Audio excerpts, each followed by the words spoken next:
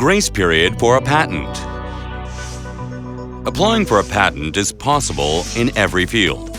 Numerous patent technologies have changed our lives. A light bulb that shines brightly in the dark, an airplane that takes to the roads in the sky. Tough denim jeans that were once work clothes have become a symbol of fashion. Paper clips and post-it notes that are now indispensable office supplies. And this small screw, all brought about amazing changes. In order to get patent rights, there must be something new about the product that has not been made public anywhere else. This is called novelty. The inventor must make maintaining confidentiality the highest priority. This is because if the technology is made public before the inventor files a patent application, the invention loses its novelty. Most countries do not acknowledge patents for innovations that have lost their novelty. But there are cases where exceptions are made. Let's take a look at those instances. In 1973, Stanley Cohen, who was an assistant professor at Stanford University, developed recombinant DNA technology with Herbert Boyer from the University of California, San Francisco.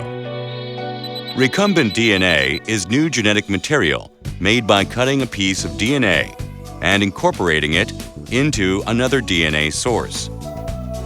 Cohen published the results of their research in the Proceedings of the National Academy of Sciences in America. Many people took notice of their research results. It was determined that if this technology was adopted, then mass production of medicine, like insulin, could become possible. And this technology would contribute greatly in the field of biology and life science research.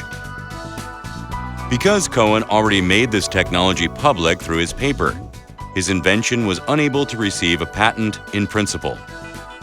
If Cohen had not been granted a patent, his technology would have become available in the public domain where anyone could use it. However, Cohen was able to acquire 3 patents for his recombinant DNA technology. How was this possible? Cohen wasn't interested in patent application, but the person who convinced him to get it was the head of Stanford University's Technology Industrialization Program, Niels Reimers. Emphasizing the importance of patents in research and development and the stability of licensing contracts, Reimers proposed that they register the recombinant DNA technology as a patent. Reimers was well-versed in patent law. Despite the elapsed time, he suggested taking advantage of the grace period system in U.S. patent law. In America, even if an invention has been made public, if the patent application is filed within 1 year of the day it was made public, then it can obtain a patent after evaluation. The grace period exists to acknowledge the rights of the inventor and encourage invention. Persuaded by Reimer, Cohen applied for a patent on November 4, 1974, under the condition that Stanford and UCSF receive a patent fee. This was a week before it became 1 year from the day Cohen published his paper. Through these 3 patents that were filed close to the deadline, he made licensing agreements with 468 companies, and Stanford and UCSF earned $255 million in licensing revenue. Even though an invention is made public before the patent application, every country has various forms of grace period systems to protect it.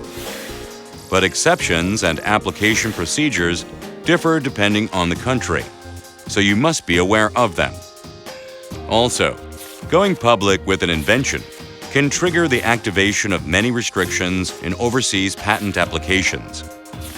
If a company is planning to apply overseas, then it must carefully consider whether or not to go public before applying for a patent.